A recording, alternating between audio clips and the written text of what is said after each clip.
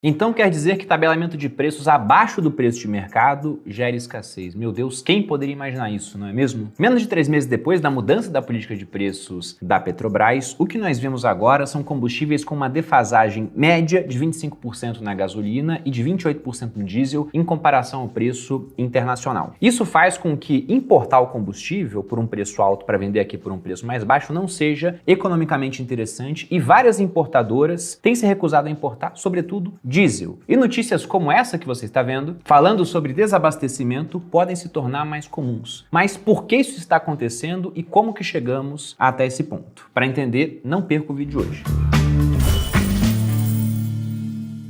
E aí pessoal do Você Mais Rico, quem fala aqui é Bruno Perini, criador do canal. E antes de entrar no assunto do vídeo, quero lembrar para você que acompanha o canal, para deixar o seu like, se você não é inscrito, se inscrever aqui, ativar o sino das notificações e também compartilhar esse vídeo com um amigo que pode ter dúvida sobre esse assunto. Pois bem, para que nós possamos entender o que está acontecendo agora, é interessante voltar até o passado da Petrobras, para entender a escalada e evolução dos acontecimentos. Se nós voltamos no tempo, até praticamente o início dos anos 2000, nós tínhamos um monopólio da Petrobras. Esse monopólio se dava na exploração e venda de petróleo no Brasil, mas ele foi alterado com uma lei ainda no governo Fernando Henrique, a Lei 9.478, de 6 de agosto de 97, que decidiu que a partir daquele momento qualquer empresa estrangeira, desde que estivesse constituída sob as leis nacionais, poderia ser autorizada para realizar atividades de exploração, produção, transporte, refino, importação e exportação de petróleo no Brasil. E para se aproximar mais das práticas de mercado, a partir desse momento também, o que nós tivemos foi a Petrobras acompanhando os preços praticados no mercado internacional. Só que muitas vezes com bastante interferência do governo. E sempre que falamos disso, o pessoal lembra, por exemplo, do governo Dilma. Mas se você volta para o próprio governo Lula, nós tivemos episódios de preço de combustível congelado durante 2 anos. Como vocês podem ver nesse trecho que eu vou colocar aqui na tela, da Folha. Depois de mais de 2 anos congelado, o governo Lula decidiu aumentar os preços da gasolina em 10% e o diesel em 15% nas refinarias. Mas ao mesmo tempo ele anunciou uma redução de tributos para tentar evitar uma alta da inflação. E como no governo Lula isso deu relativamente certo, pelo menos em termos políticos, né? O Lula ele terminou o governo com uma popularidade muito alta, a sua sucessora, Dilma, usou das mesmas armas, só que não com os mesmos efeitos, até porque isso resultou em pesados prejuízos para a Petrobras, já que o preço do combustível em termos internacionais estava muito alto, a empresa era obrigada a comprar lá fora para revender aqui por um preço mais baixo, gerando pesados prejuízos que levaram a Petrobras nesse período a ter a maior dívida corporativa do mundo. Na época, por consequência dessa grande dívida, teve até analista falando que a Petrobras deveria valer 0, algo que hoje parece absurdo, sobretudo porque o brasileiro, como dizia o jornalista Ivan Lessa, tem uma espécie de amnésia. Ele dizia que a cada 15 anos o brasileiro esquece o que aconteceu nos 15 anos anteriores. E esse preço de combustível artificial, ele durou até a eleição. Depois disso, o governo Dilma reajustou os preços e aí nós tivemos uma inflação muito alta, de 10,76%, o que logicamente afetou a popularidade do governo. Passado um tempo disso, nós lembramos em 2016 impeachment do governo Dilma e início do governo Temer. E então, somente após o impeachment do governo Dilma e o começo do governo Temer, a Petrobras começou a praticar o PPI, a política de paridade de preço de importação, na qual o preço do combustível leva em conta as oscilações que acontecem no mercado internacional, mais custos associados à importação. E graças a essa política, a empresa que chegou a ter a maior dívida corporativa do mundo, depois ela chegou a figurar como 2º lugar no ranking de dividendos Janus Henderson Global Dividend Index, no ano de 2022. Inclusive, vou colocar aqui na tela o lucro da Petrobras ao longo de vários anos. Eu vou começar a ler a partir de 2016, que no caso era prejuízo de 14,8 bilhões. Depois, em 2017, com a empresa ainda sendo saneada, um prejuízo de 446 milhões. Aí em 2018 voltou a dar lucro, 25,8 bilhões. 2019 lucro de 40,1 bilhões. 2020 7,1. Lembrando que em 2020 o petróleo caiu muito por conta da pandemia. E aí depois que o petróleo voltou a subir, tivemos 2021 e 2022 maravilhosos, com o lucro de 106,7 bilhões e 188,3 bilhões em 2022. O que fez com que a Petrobras ficasse no topo do ranking de dividendos que eu acabei de falar. O que acabou gerando revolta em muita gente. Muita gente falou que era absurdo a empresa pagar tanto dividendo, sendo que boa parte disso iria para o próprio governo, que era o principal acionista de Petrobras. Mas uma das promessas do Lula é que essa situação iria mudar, caso ele viesse a ganhar a eleição. Lula se sagrou vencedor no pleito eleitoral e então, usando aqui as próprias palavras dele, ipsilíteris, as empresas brasileiras e os bancos brasileiros têm que pensar primeiro neste país, para depois pensar nos seus lucros ou nos seus acionistas. Vai ser assim daqui para frente, para a gente poder mudar a história do país. Então, tanto Lula quanto outros membros do PT criticavam muito os altos lucros da Petrobras e distribuição de dividendos, principalmente. E sempre que podiam, batiam nessa tecla de que o PPI não era um bom mecanismo de preços. Sempre lembrando que a Petrobras produz bastante petróleo aqui no Brasil, o que não significa sermos autossuficientes, porque a gente produz, mas não consegue refinar. E ele também falava que o fim dessa política de preço aconteceria no momento que fosse o certo. E pelo que nós vimos, em 16 de maio de 2023, chegou o momento certo, na opinião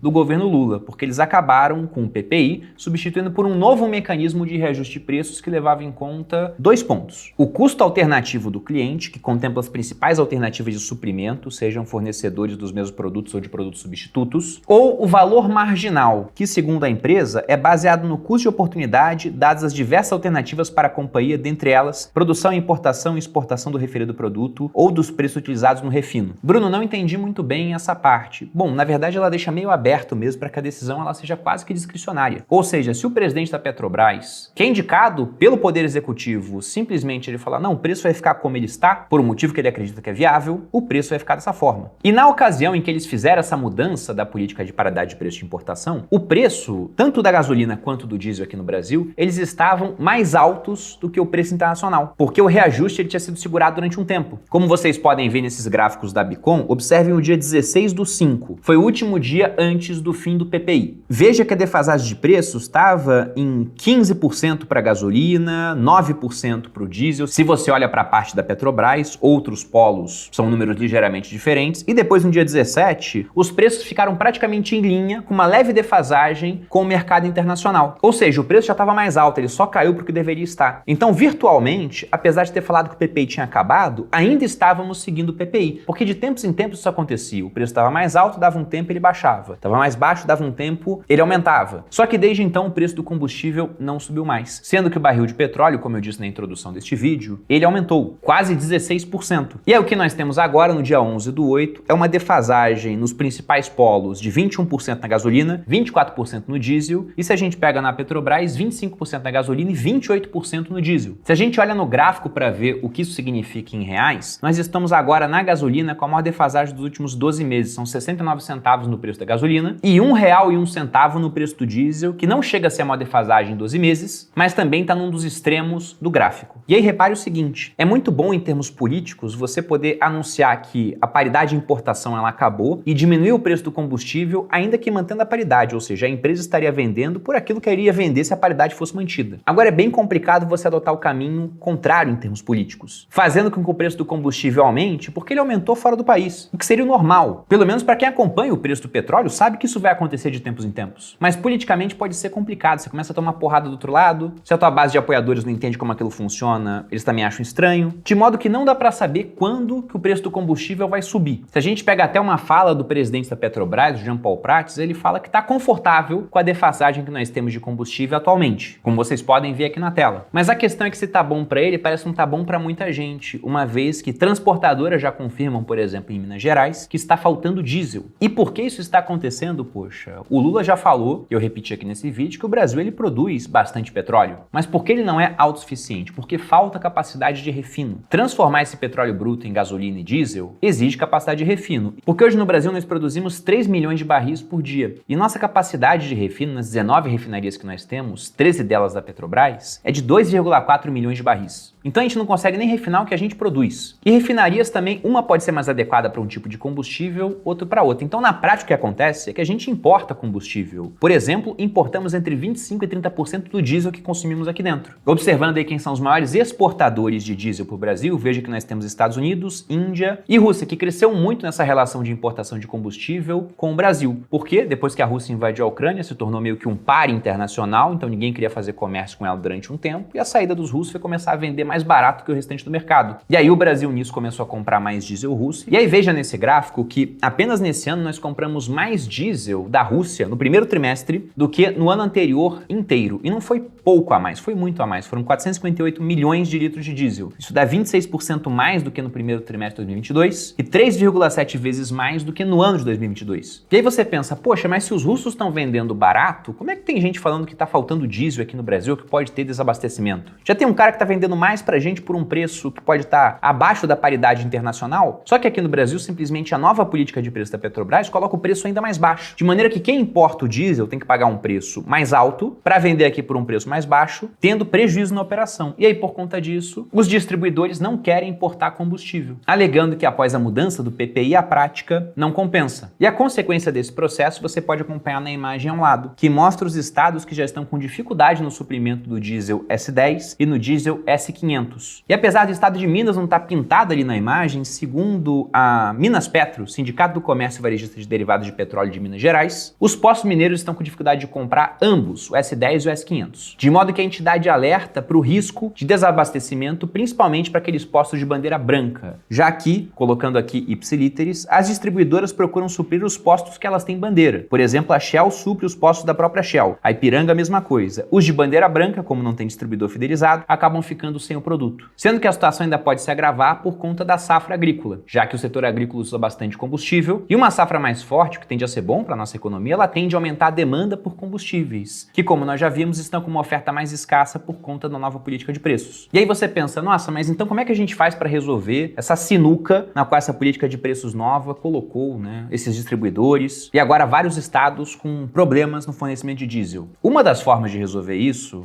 é voltar à política de paridade de preço de importação. Se você eleva novamente o preço, o pessoal vai querer importar, porque vai poder pegar por um preço lá fora e vender por um preço aqui dentro de maneira que tenha lucro. Só que eu acho difícil isso acontecer, porque a política acabou de ser alterada, então falar que, olha, estávamos errados, vamos voltar ao PPI, não vai acontecer. Talvez eles até reajustem para cima, levando de volta alguma coisa próxima da paridade, mas nunca falando que voltamos à paridade de preço de importação, seria um outro slogan. Uma outra forma de, entre aspas, resolver esse problema é a Petrobras importando esse combustível. Só que aí ela arcaria com esse prejuízo de importar por um preço e vender por um preço mais barato. E já vimos esse filme antes no governo Dilma. No entanto, boa parte da população viria o combustível chegando sem problema, o custo disso ficaria para a empresa e para os seus acionistas. E até por isso que sempre que eu olho Petrobras, muito barata, indiscutivelmente ele está barata. Você olha lá preço-lucro, preço EBITDA, o preço ao valor patrimonial da empresa sempre muito baixos, com o lucro que, como eu falei, aumentou muito nos últimos anos, distribuiu dividendo pra caramba, mas vamos lembrar que tudo que a gente olha de lucro de resultado e de distribuição de dividendo já passou, ficou para trás. E fruto da política de paridade de preço de importação. O que vem daqui para frente, eu não sei. E até por isso que a empresa fica descontada em relação a pares internacionais, porque há muito mais incerteza sobre o seu futuro. Será que essa vai ser a hipótese adotada? Como agora está muito distante da eleição, eu acho que ainda não. Agora, chegando mais próximo do pleito eleitoral, tende a acontecer com Petrobras aquilo que já aconteceu em outros governos. O uso dela como uma arma política, sobretudo se o preço do combustível estiver alto em patamares internacionais. E uma outra solução que poderia ser adotada, mas lógico que não com efeitos imediatos, porque vai demorar para esses projetos maturarem, seria investir mais em capacidade de refino aqui no país, algo que já foi defendido várias vezes pelo pessoal do PT. Só que isso envolve muito investimento e tem um histórico de não ter dado certo, visto, por exemplo, Passadina durante o governo Dilma, ou o caso da refinaria Abreu e Lima, que era para custar 12 bilhões, no final saiu por 101 bilhões e tem um preço para refinar o combustível que é 3 vezes mais alto em comparação com o preço internacional. E fora isso, também tem vários outros projetos que o pessoal quer gastar o dinheiro de Petrobras, como por exemplo projetos eólicos. Com o novo PAC, a Petrobras vai investir em 25 navios, sendo que para fazer esses investimentos, bom, seria muito interessante que a empresa tivesse lucro, mas esse lucro não virá se simplesmente você pratica uma política de preços muito diferente do preço internacional. E como já vimos aqui, sem simplesmente um gatilho para que isso possa ser alterado. E aí eu deixo uma pergunta para vocês chegando ao final do vídeo, né? Quanto tempo mais nós teremos essa defasagem tão grande entre o preço nacional e o preço internacional? Quanto tempo a Petrobras vai aguentar isso? E será que Petrobras está realmente barata, porque ela vai se manter lucrativa, ou, na verdade, ela está cara, porque o lucro dela vai começar a cair bastante por conta da manutenção de um preço artificialmente baixo em comparação ao preço internacional? Deixa aqui sua opinião, espero que você tenha gostado do vídeo. Se você gostou, dê seu like, se inscreva aqui no Você Mais Rico, me acompanhe nas redes sociais, um grande abraço e até a próxima.